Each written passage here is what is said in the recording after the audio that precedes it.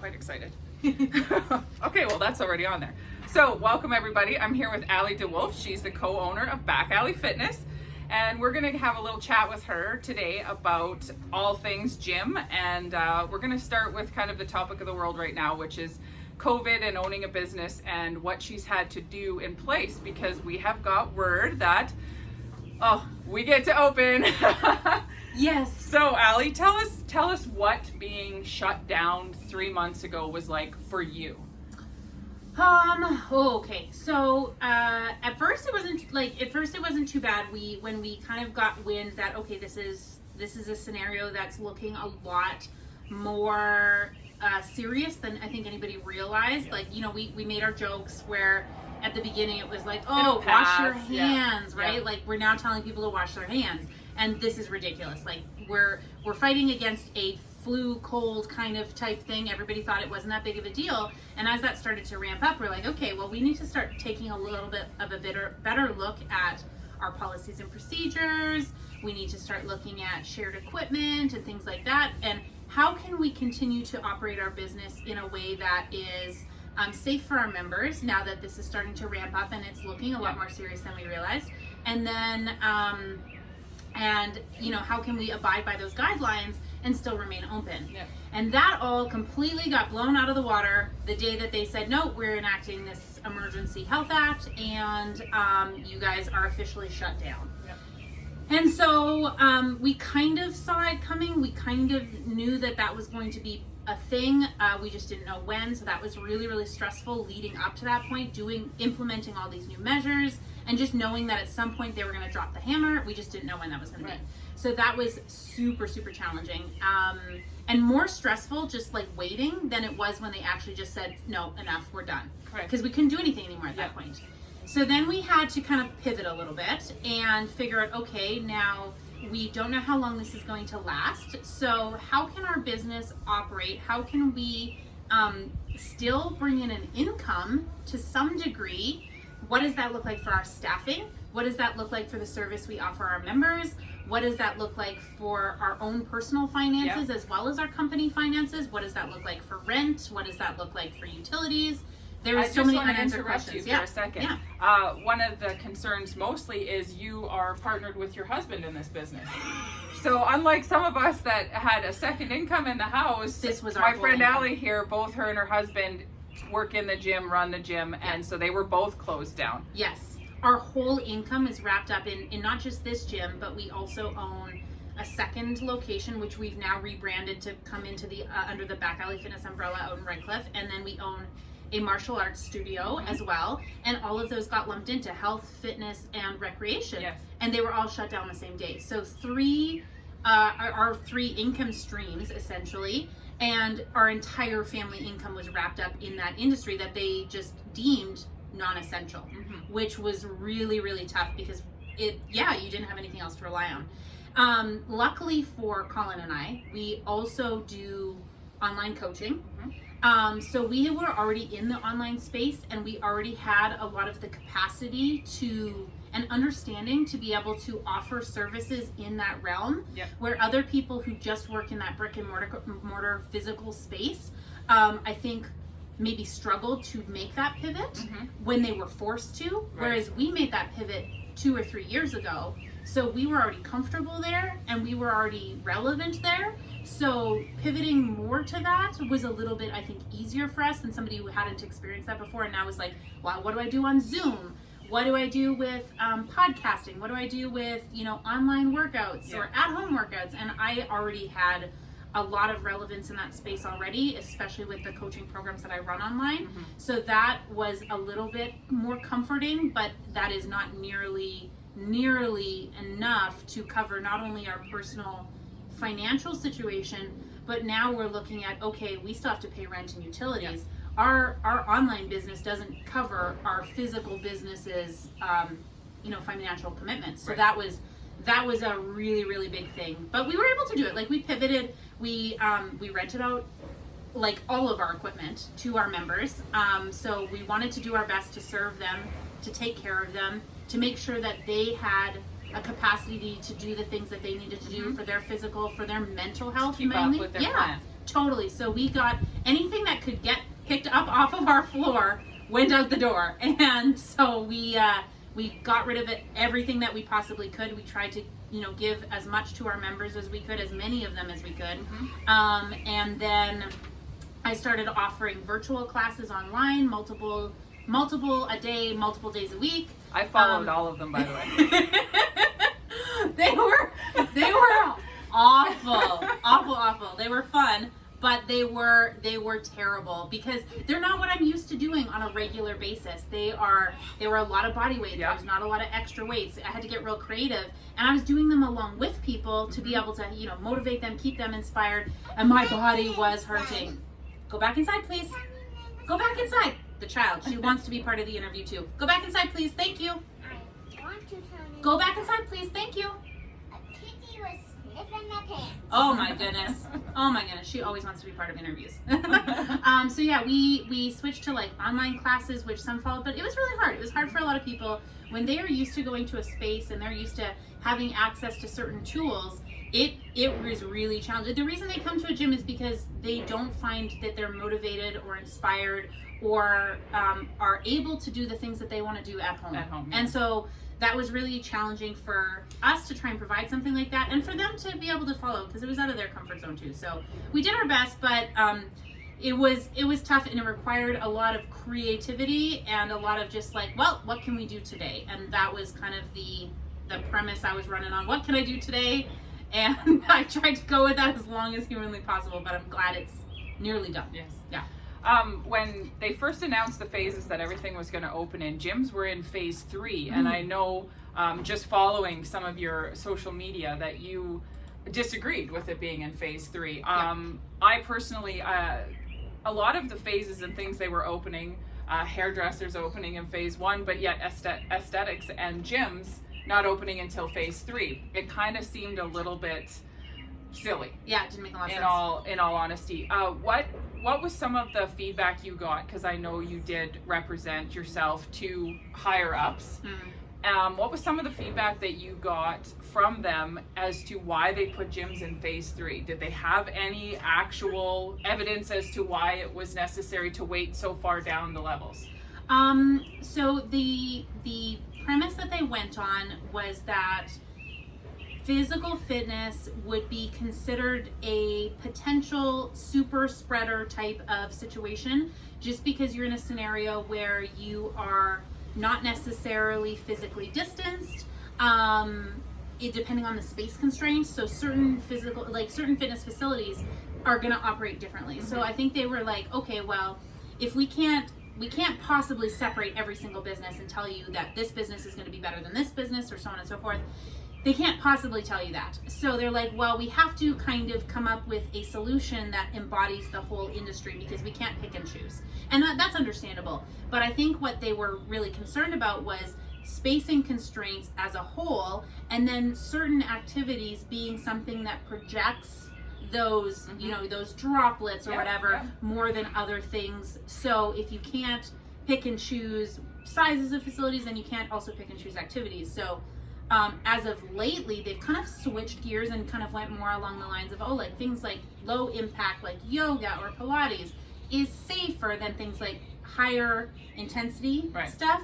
But oh man, it's so hard to say because everybody operates differently, and everybody, like the biggest thing that we went into this this whole phased approach with, and the information that we wanted to give, the reality was the officials who were making these standards, I think, just had no concept of how our industry operates. And they were really clear about saying that. They're like, we want you guys to come to us with your policies, with your procedures, and how you can open safely, because you know how to run your business better than we do. Right. So they were really forthcoming with that, which was nice, because they wanted us to take the onus to say, like, hey, we know how we can operate safely. These are the standards that we can abide by. This is what makes sense. What do you think of these? And so they were really good about that, but it was really obvious that, especially when they first announced the phase 3, that they didn't have a great understanding of the industry and operations, just based on that decision. And then as they started to get information, as people started to speak out, I think they started to really recognize that that maybe their understanding was quite limited, and that's why now this phase change has happened, right? Because we were really verbal about, not us personally, but we were really verbal as an industry and working together. Sorry, hang on. Daenerys, please go inside. Thank you, and stay inside with Daddy. We're busy working. Go inside. Thank you, and stay inside with Daddy. Go. She wants so badly to see people. Just adding to the list of all Yes, of she the what wants other so things, how bad- many businesses, I know. and then we add a small child to She the wants list. so badly. She's like, let me just talk to somebody. I want to talk to somebody. So they were really great about recognizing that they had limited understanding, and I think it helped that we were so cohesively verbal as an industry, and we personally wanted to take on that initiative. We were very verbal on social media about like, hey, we can operate safely. We know we can operate safely, and at the end of the day, the biggest thing that we wanted to communicate is that our members in our community, in our fitness community, are more important to us than anything else. So we're not going to operate if we don't think that we can take care of those members, and it would be unsafe to do so. We would never put them in that position, and we would never put ourselves in that position where we didn't think that we could do so safely. So so we were really, really verbal about that, both personally, and we knew that it was our responsibility to go to those who have a bigger stake in the industry and work alongside of them, and not in this mindset like, oh, we're just this one little gym that wants to be open. We wanted to work with everybody. So that was a really big deal for us, is that we were working with all of the people that that had a stake in Alberta and coming together as a strong force to be able to tell the government this is how our industry runs. So yeah, it was kind of one of those things that we knew that we couldn't just act personally as a one single business, because in one, like, that has no credibility. If we're the only ones saying these things, why would anyone from, you know, those health committees and stuff listen to just us? But when you have the entire industry binding together to say like, no, this is what we offer to people, this is how we can improve their physical and mental well-being, along with providing our services safely, like that was really, really well received, which was absolutely fantastic. And I think a really big part of why we were able to get moved into an earlier phase, which I'm super thankful for. So do you feel that as a smaller gym that you had any competition with the bigger box gyms that, you know, they have chains behind them where the finances, yes, they have bigger bills as far as buildings, but they also have a little bit of name to back them, and it's so personal for you and you're so community orientated. Did you find that there was any deficiencies in the understanding between, say, a big box gym, a franchise style, and yourself?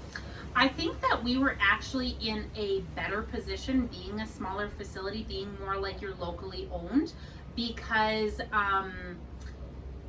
we were able to operate with smaller margins, and which meant that we could invite our members back in even with high levels of restrictions. So if they came back, if the guidelines came back to us saying, okay, well, you have to be 15 people or less in your facility at one time, we can operate under those conditions, and we can operate safely and semi-profitably, depending on what we're doing. So we would have accepted those conditions and been like, okay, we can operate. Yes, it's going to change some things. Yes, we need to pivot pretty big to be able to operate our facility in a good way for everybody under those conditions, but we could do it. Whereas other businesses, and depending on their business model, that is not necessarily the case. There are businesses that operate very, very well, packing a lot of people into like small classes with a lot of shared equipment and things like that.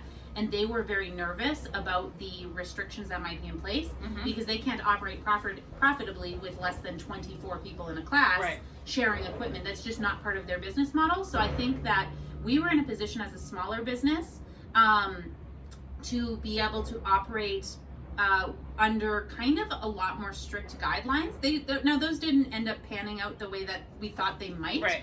They are maybe a little looser than I expected, which is fine, because then that gives the onus to the people who are operating businesses to make those procedures a little bit more strict if they want to, or if they feel it's necessary. But it gives you a lot of freedom to operate how and where you need to. But I think that they were a little bit more nervous because the restrictions were going to dictate big time operation procedures and cleanliness, and then your profit margins and your costs of operating would have been completely insane. So I think we were at an advantage there. Now, in terms of like marketability of using kind of some of those heavy hitters to put the pressure on, I don't know that we got more from those than we did from smaller businesses being very vocal and our communities being very vocal. Right. So one thing that we have a really fantastic advantage, I think, in comparison to some of those larger chains, is we have a community that is so based in loyalty and family and just this concept that we're all together that I think was a stronger voice than those who are like, oh, it's just a gym that I go to. The community is different in those spaces. We've worked in those spaces. We know what that difference looks like. And those members are not necessarily going to be as vocal as the ones from some of the smaller communities who know that their owners of those spaces are struggling and that other members of their community are struggling. And so I think that in terms of marketing, I suppose you'd call it, towards, getting that sympathy from the government saying like, hey, like we need to be opening these businesses, we need to be operating these facilities, we need to be giving these services to our members. I think that honestly our small businesses had a little bit more clout in that, just because we had the vocalness of our community, and I don't know that was the same for other spaces. I agree. Yeah. I agree. Small business definitely You had to rocked be it. heard because, well, we have no choice. Yeah, once. We don't have something backing us up. We don't have a brand or something to back us when... Not quite as deep of pockets. No. And, well, as much as I'd love to keep going about COVID, I think we should talk a little bit more about Allie. So one of the things that Allie does is she does online nutrition and fitness training. Yep. And I have a few questions for her to answer about working with women and diet and fitness. Now, I can only imagine with every, I would say 15 minutes or so, there's a new diet out there, or there's some kind of new system in place, and it's supposed to be fast and it's supposed to get us exactly what we want.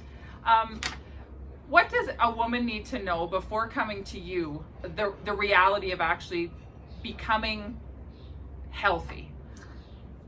Okay, that's a big question. That's a super big question. Okay, all these diets that don't work, and then when you finally give up and you decide that it's better to be well than it is to be a physique that you see on television or something like that.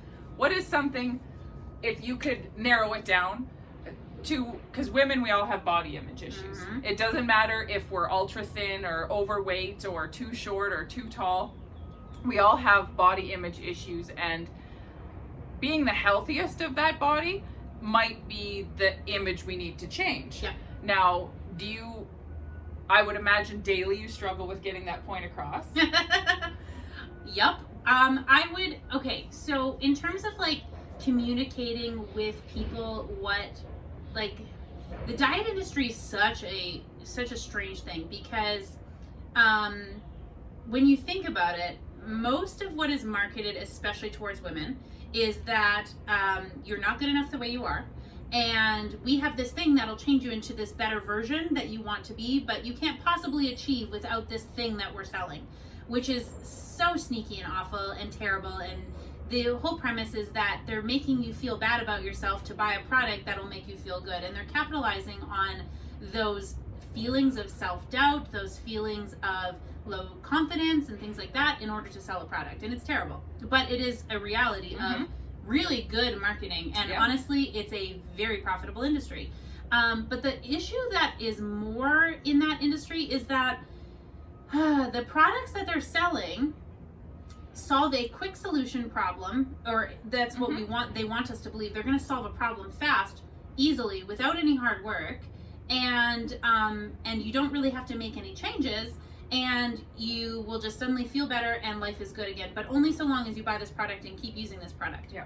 Now, the problem with that is, even if those products do give you success, if you don't continue to do them, if you don't continue to instill those habits into your regular life, well, you're going to end up back kind of where you were. You're not going to get change unless you change something. Mm-hmm. So what ends up happening is they sell you this one product.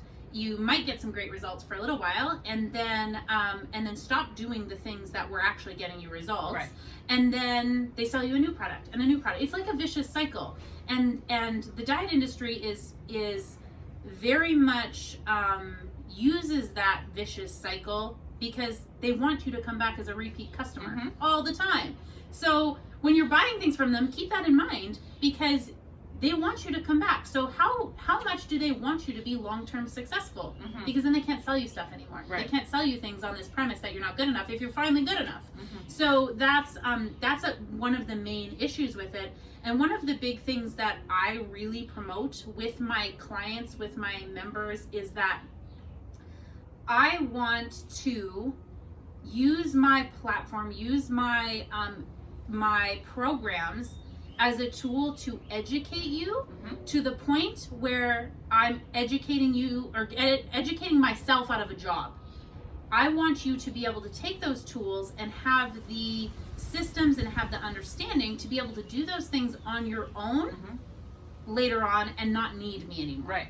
Now, there's always going to be those people that just want that accountability, want that support, want that continued education. Like I have clients that I've worked with for years consistently.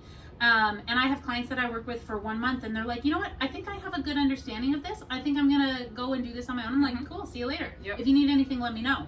And some will come back. And then I've had others who message me, they've worked with me for a month and then 7-8 months later, they're like, I've still dropped 40-50 pounds since working with you. Like, thank you so much for the tools. Mm-hmm. But I've done it on my own since then. Fantastic. My whole premise is that I want to work myself out of a job. I want to provide enough knowledge that people have those resources and have the confidence that they could do it themselves, because the diet industry is doing the opposite. It Mhm. wants you to keep coming back. Mhm. So they don't they don't necessarily want you to be successful. And that's horrible. And they want to keep capitalizing on those feelings like you'll never be successful Mhm. or that you'll never be good enough. And that's just not something I'm down with. And so a really big part of my programs is that you should have the knowledge to be able to fuel your body and feed yourself and feel fantastic, and whatever that looks like, because your goals are going to be different than mine. Your idea of what feels good or looks good for your body is going to be different than mine. And a lot of times women have a very flawed sense of what is a good body image for them because of what they've been told versus what actually feels good for them. So I'm a big proponent of, you know what, that last 10 pounds, well, this commercial might tell you might need to get it off, might not actually be the best for your body. Mhm. Maybe that extra 10 pounds that you think you're carrying is actually the perfect state for you. Your body looks fantastic, it feels really, really good, and you're still able to live life in a way that is enjoyable Mhm. and doesn't have to be self-sacrificing all the time and doesn't have to be super restrictive. Like, I really want people to understand that they can be healthy, they can look absolutely freaking amazing, and they can still live their lives and enjoy food and enjoy socialization with others and not have to worry about counting how many almonds they've eaten. Like, that's just, it's too much. It's too much. Yeah. And it's exhausting. So the biggest thing that I want to get across to my clients and to the audience that I kind of serve is that, number one, you're good enough the way you are, absolutely 100%, but there's also always room to improve your health and be better. Mhm. But you're 100% good the way you are. There's nothing wrong with you. But if you want to improve, there's nothing wrong with that either. And it's not saying that you're bad or you're flawed or something's wrong with you if you want to improve. Mhm. Those two things don't have to coincide. And that there is a balance between looking and feeling your best and also having a balance between, you know, like restriction and relaxation and enjoyment in Mhm. life. So there's like, you gotta balance all of those things, and that's a big thing. Balance, sustainability, and education, and having those resources to be able to confidently do those things yourself. I have a couple questions about women that you could maybe shine some light on from your perspective. Do you find it frustrating that us as women, we use the phrase "if only" way too many times? I could be happy if only I lost 20 pounds. Oh, okay. I could be happy if only I had longer hair. Yeah. Or do you find that there's a mindset that's very difficult to break through some people because maybe you're not the person that they need to hear they're okay by, and then you're now up against not just somebody that wants to improve their wellness, but it's also mental wellness that you know they're struggling with, and you know you can only do so much and hope that the health and physical wellness that you're going to offer them helps them with the mental wellness that may be the deterrent from them understanding that they are good enough, or they don't have to find that if only to be happy. Like, do you come across people where the empathy for them is probably a lot higher because you're, you know that it's not just weight that they're suffering with or something. I don't want you to discuss any clients or anything like that would have done that, but I would imagine that would be a struggle. That, and then on the other hand, you're going to have the women that you probably want to, just shake because they come in and, I'm a solid gal myself. I see somebody that looks like they're 90 pounds soaking wet, complain about their weight, and my thoughts do not go to, I just want to hug her. So that one's actually super interesting. You know this because you know my family. So that comparison of like, oh, I just want to be like this person, or I get this. Okay, so when people first start working with me, I have a questionnaire that they fill out, and it's kind of like, what's your main priority? What's your main goal? And a lot of the time I get the same answers, and it's wonderful and frustrating all at the same time, because the same answer is what people think that you want to hear, which doesn't actually answer anything for me. And it's like, oh, I just want to be healthier. I'm like, yeah, okay, what does that mean? Like, what does that mean for you? And they're like, well, I just want to tone up. Yeah. And I'm like, okay, that's a little better, but I hate that word, but I know what you mean. Yeah. Like, and so in what I've done in the past is there are certain clients that I've worked with who have kind of talked about their goals, and then when I build their program around those goals, I haven't quite hit the mark, and you can tell because they're like, well, what about this? Or, hey, I want to do these things. Like, was that going to help? And I'm like, but that's kind of not really what your goal outlined. And then they kind of switch what that goal is. So they didn't state it very clearly from the beginning, and that's okay. That's part of my job, is to kind of investigate that goal and what they're actually saying versus what they're actually saying. Like, you know what I mean? They say something, but it's not always what they're saying in their heads, and those two things don't line up. So that's really challenging and I have to try and figure out what is going on in their head versus what they've written down on paper. Right. And one of the things that I get that I've done in the past is I'm like,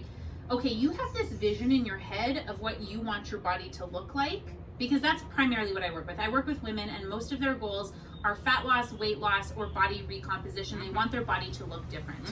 And when they say, I want to be healthier, that's actually what they mean. Right. They want their body to look different. Right. Health and body composition are two different things in my world, but it's not for my clients. Those are the same thing. They think healthy, they think I look this way. And so I've in the past talked to my clients, and I'm like, can you just send me a picture of what your goal looks like? Mine's Jennifer Aniston in a white tank top and blue jeans. Oh my gosh. I'll get there one day. Right? Or like, what movie was she in? She was in that RV one, or not RV, where they did the road trip down to Mexico, and she was in the bathing suit or whatever, and I was just like, God, she's like 50 freaking years old. She looks incredible.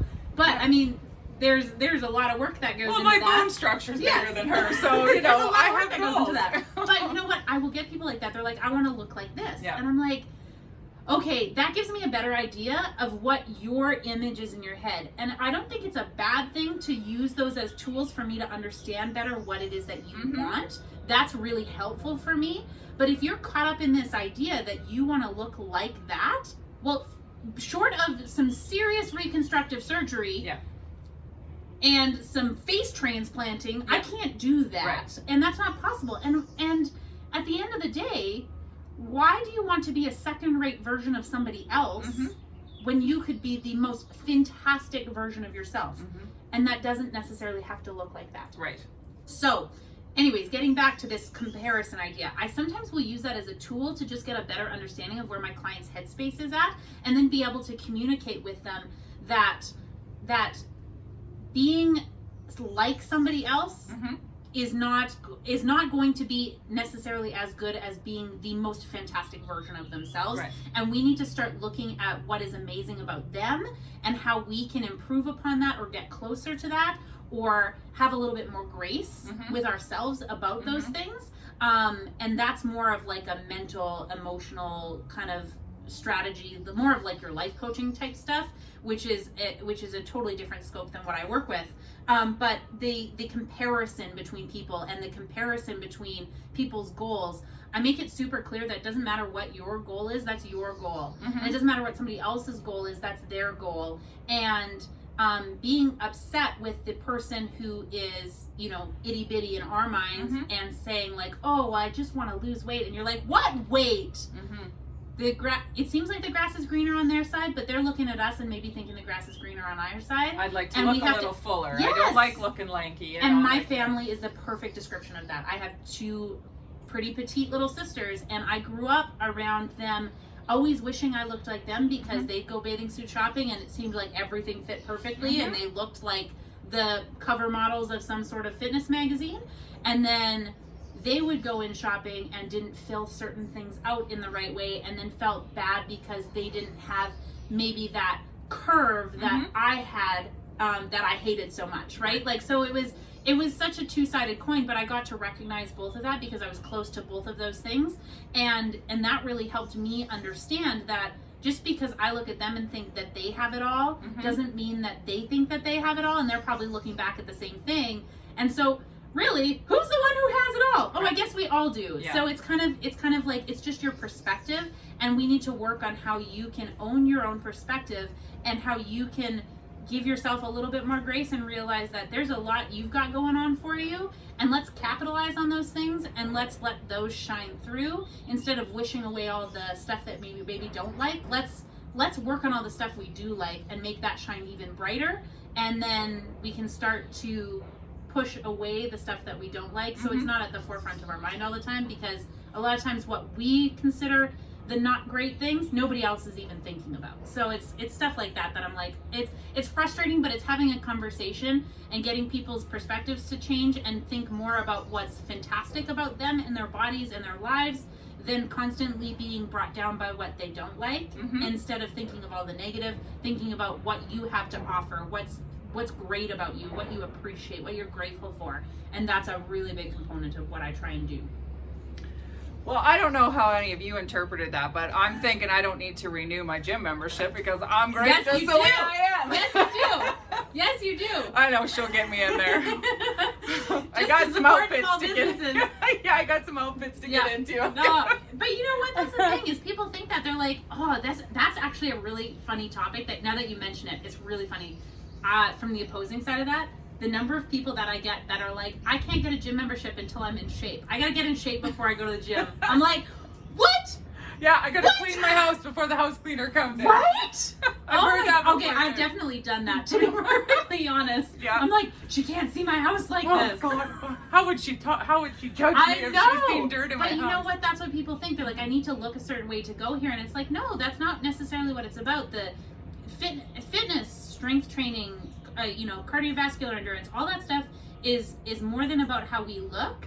It's about how it makes us feel, right? So that's a really big component of that. But it's interesting that you brought that up because while it's a super funny joke and people say that stuff all the time, they're like, I'm fantastic the way I am. I'm good. No gym for me. But like really, that's from the other side of the equation, that's a lot of people think like, oh, well, unless I look a certain way, I can't go there. Mhm. I don't have access to that. Like, I'm not ready for it. I don't have the right leggings. Right? Okay, that might be valid. That might be valid. I need new shoes. I need new shoes. I'm okay with Yeah. that. If that's what gets you new shoes, and you're like, no, I need to validate my purchase of my new shoes. Yes. That's okay. I can go with that. I'll get you to sign something for me Yeah. after this so I can go get Be new like, shoes. I need new shoes. I need new shoes. She said I had to. Yeah, absolutely. So we're going to turn this a little bit more personal. Allie, there's going to be a lot of your members that are probably going to watch this. So I have a couple more questions for you. One is, tell us, well, it's not really a question. It's more of a demand. Tell us 3 things about you Mhm. that people wouldn't know. you've lived here a very long time. Your family name is known around the city. What are 3 things that people may not know about you? Okay. I'm a pretty open book. So sometimes like those, those quizzes that come up on Facebook that are like, so I've done a few of those. So some might know these things. But the first one that I always use when I get asked this question is, that I am certified to do movie and TV stunts. So I took a course a few years ago down in Seattle, right? That's fantastic. Sometimes people know. I have a picture somewhere on Facebook of me on fire, which was really fun and really crazy and really stupid, but really safe, actually, surprisingly. That people are like, what happened? I'm like, oh, I did this thing once, and it was years ago. Anyways, so that's one thing. I'm certified for movie and TV stunts. I've never done anything with it, so don't be like, oh, was she in the most recent? I don't know. Fast Five? Yeah, maybe. I was like, recent, I was about to say Matrix because we've been watching The Matrix lately. I've never We're seen all The on Matrix. reruns right and I now. was like, we've been watching The Matrix, and I'm like, that's not recent. Yeah, no. That would be dumb. So I'm not in anything, but there's a video somewhere on YouTube of me falling down some stairs in Chicago because we were doing some stunts in Chicago, just playing around on St. Patty's Day. So there's a video somewhere on YouTube, but you probably won't find it. Anyways, things people don't know about me.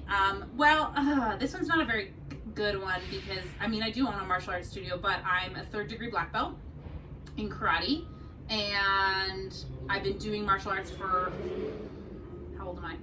For like 25 years? 25 years? Something like that. And I competed at Worlds in Europe for martial arts, like a few years ago. And then, 3rd thing. Oh, this is a fantastic one. For those who, I'm super passionate about nutrition. I love nutrition. I love nutrition education. I love the science about it. I absolutely hate cooking.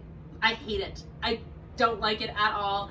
I don't enjoy cooking. Like I enjoy some things about it. Like you'll find a fun recipe and I'll get like in a mood where I'm like, yeah, I'm gonna cook this thing and I'm gonna be like Martha Stewart-y, and it's terrible. It's and it not gets good. pins to Instagram, Yes! and we all feel bad about ourselves Oh because my you're goodness. cooking and we're Okay, not. here's a secret. My one Instagram account where I post recipes, I do not make those. Those are not recipes that I have made. They are ones that I dream of making one day, but I have not made them. They're meant to be inspirational and be like give you ideas and stuff, but I actually don't enjoy cooking, and I eat really, really plainly. So like we will eat we don't eat chicken breasts very often. I hate chicken breasts. I've eaten chicken breasts for freaking years. I don't like them. We don't eat them very often. We eat other things. We'll eat steak. We'll eat chicken thighs. We'll eat salmon. We'll eat other things. But people are like, oh, am I just going to be on a nutrition plan of chicken breast and broccoli? I'm like, not if you don't want to. Like She said she could add wine to my nutrition plan. Oh yeah, it's possible. It's possible to add it in balance, in moderation. Yeah, absolutely. But like, that's what a lot of people don't think. They're like, oh well, I don't like cooking, I'm not good at cooking, so I can't be healthy because I can't do those things. 100% not the case. I absolutely hate cooking, and I think, like, honestly, my mom never really loved cooking when she was younger. Her mom was not really good at teaching her about cooking. She had her mother had some of her own issues, and their family unit was a little bit strange because of that, and so my mom didn't learn to cook from my grandma. And therefore, I didn't really have a great experience when it came to learning to cook from my mom, because she also did not really enjoy cooking. Right. And she didn't feel like she was very good at it. So then my experience with cooking was very similar. And then also in my parents' age and generation, there was a lot more processed, easy foods, like your KD, your margarines, your things like that, the easy stuff, readily available, pre-packaged. All that stuff was very, very prominent. So it was like a lost generation of cooking for some reason, because we went from like home cooked, like your farm meals, to now everything's very processed and easy to access. And combine that with not being really how to manage the kitchen super, super well. She did her best, but God, we were terrible to her as children, and being like, I don't like this. And we were mean, right? We're like, I don't like this. We're eating this again. Rice and chicken again. So I grew up not enjoying cooking, and I still do not enjoy it, although it's getting better. It's getting better. But that's one thing that most people wouldn't realize. They'd probably think that I'm like a kitchen whiz, and I do not. Nope. Colin cooks mostly. Okay, well, speaking of Colin, one last question.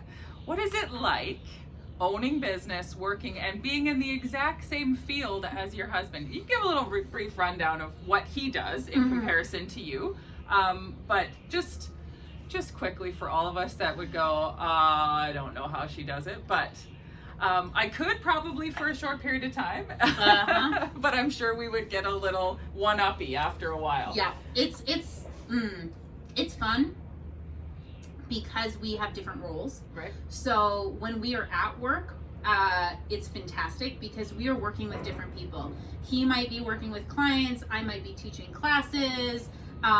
When we're at home, we work with different clients. He works with performance-based clients. He works with a lot of athletes. He works with a lot of people who want to do dramatic body composition changes. I work with a lot of like ladies. My program is females only, and I work with a lot of ladies who want to do lifestyle change. So we operate very differently. We coach very differently. Even though we have very similar educations, we coach very, very differently. And a lot of times when we're in our physical spaces, we're doing completely different things. We just kind of pass each other by. But we also don't really know any other way. So when we first started dating and were living together in Calgary, we worked for the same company there too. Oh, okay. And so we've kind of just always worked together. So that was a fairly easy transition when we came back here and ran our company together. But probably the biggest thing that we have done, especially recently, because this whole being at home together all Super the time fun. in an incredibly stressful situation. The houses get very small. Yeah, and not only that, but when your business is now operating very differently, or you're not sure how to operate your business, and stress is very high because you're dealing with financial decisions that don't make a lot of sense, or have a lot riding on them. Like, this has been probably the most challenging time, but surprisingly, we are probably better coordinated than we were when we first started this whole pandemic crap. To put it nicely, we're probably better because we've learned how to accommodate each other's strengths and weaknesses even better than we did before. We were always so busy that there was a lot of things that we did that we just kind of became complacent at relying on somebody else to do things and maybe taking for granted what they did because we were so busy all the time. And then now we've kind of taken a step back and had an opportunity to analyze how we work and how we structure our day and how we structure who takes on what roles. And we were able to be a little bit more intentional with how we were balancing each other out rather than just assuming the other person was going to do something or taking them for granted for that. We were able to communicate that better because we slowed down a little bit. So we were like, okay, how can I help you more? How can I help you better? Because we're not just doing it on the fly. Right. So this has actually been really advantageous for us because we were able to take a little bit of a slowdown because we've never had a slowdown. We don't vacation. We joke because Colin and I have not taken a non-work vacation since our wedding 5 years ago. Like, we always are at seminars or we combine our vacations with work-oriented activities. Right. So we've never taken that kind of downtime. So this was a weird little blessing in disguise that we've decided on. But one of the big things was with all of this stuff going on, one of us would be really high stress on certain days and really upset or really emotional about it or really anxious about it, and the other person could bring them down, and then vice versa. We kind of traded, thank God, where we didn't have those days on the same day for the most part, because that would have been really hard, and we've kind of balanced each other out. And that's, I think, the key to working with your spouse is having your individual roles kind of very clearly defined in a way that capitalizes on one person's strength and complements the other person's weaknesses. So where he's really good, I tend to be not so good, and where I'm really good, he might not be as good. So we can work together very cohesively because we recognize, I'm not good at this, can you help me out with this? Or then when we get to the jobs that neither of us want to do, we just kind of share them and suck it up. Or the jobs that we both want to do, we split them up, right? So we've learned to become a little bit better, but that's after years of working together and a lot of really big mistakes that we've made together, and a few very awkward days of working in the same space after we've had a massive blow up argument over something dumb, and then we just have to like politely be around each other while we're working with clients, because at the end of the day our business has to be professional, and we can't bring our personal issues into that space. So it's a lot of having enough respect for one another professionally, that we know that our personal stuff that we got to sort out, communication and whatever, has to stay in this space, and then our professional space has to be different. So we draw a very hard line there, and we communicate as best we can outside of that space when we're in a good space to communicate, and not in the moments that where we're both gonna rip each other's face off, because there are those moments. And we've had a few of those moments in this whole pandemic shutdown that have not been very pretty, but I think now, coming to the end of it, we've kind of recognized some of the advantages of it. But let me tell you, some days,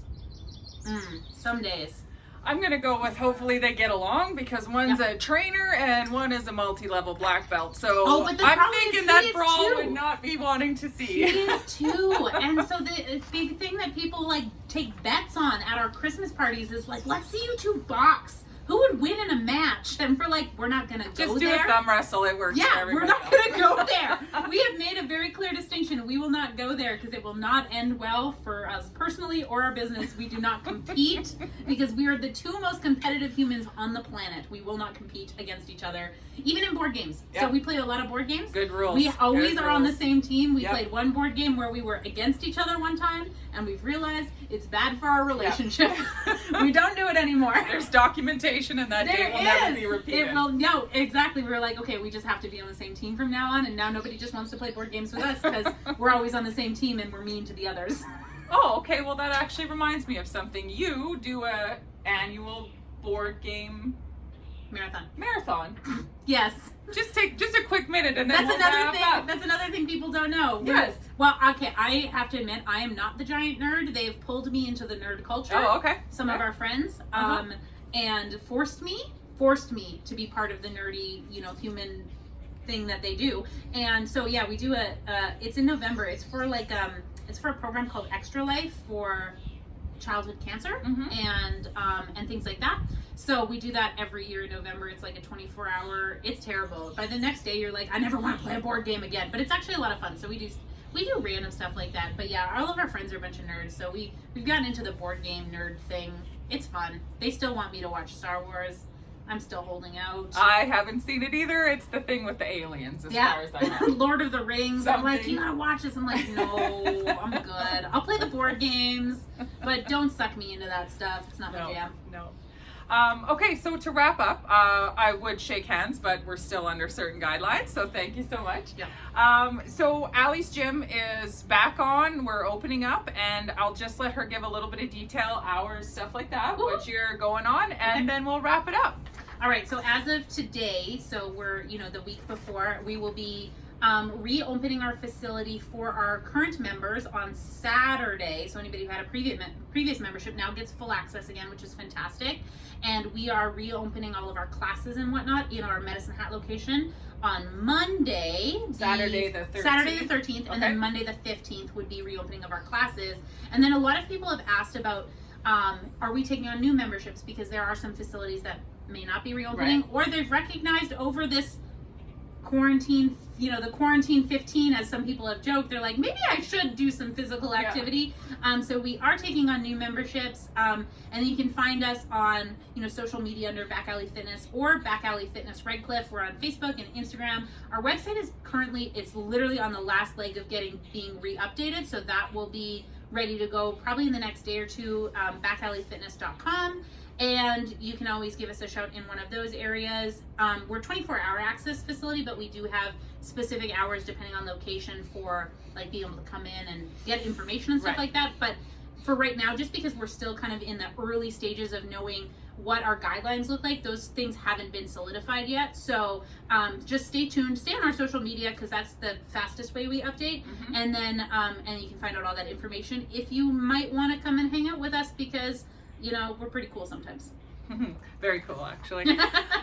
So, as you've heard it, you're beautiful the way you are, but if you want to fine-tune anything or find some new wellness, come down and see Allie and Colin at Back Alley Fitness. 2 locations, one in Medicine Hat, one in Redcliffe, and we'll be in touch. Yeah, thanks so much.